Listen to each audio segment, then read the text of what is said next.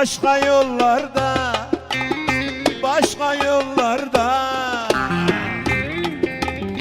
bir yar sevdim arkadaş, o da hovarda, o da hovarda.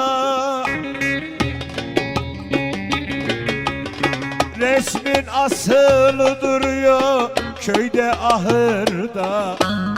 Resmin asılı duruyor evde banyoda. Şimdi yalancısın, yalancısın, yalancısın sen.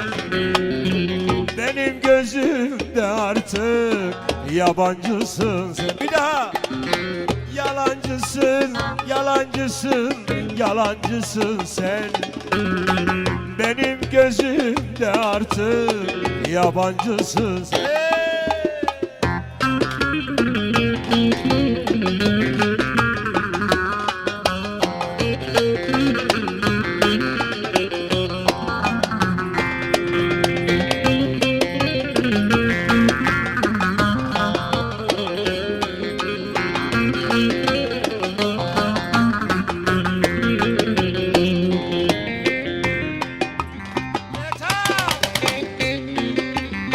Gençlik elden gidiyor, tutamıyorum, tutamıyorum.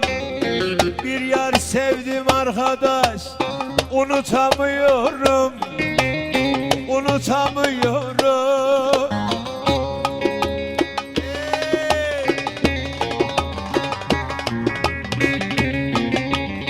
Gözler gördü, gönül sevdi, silemiyorum.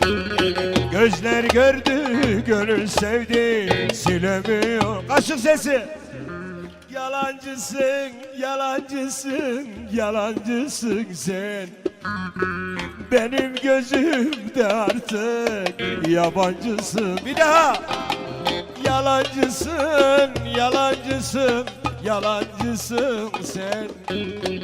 Benim gözümde artık yabancısın.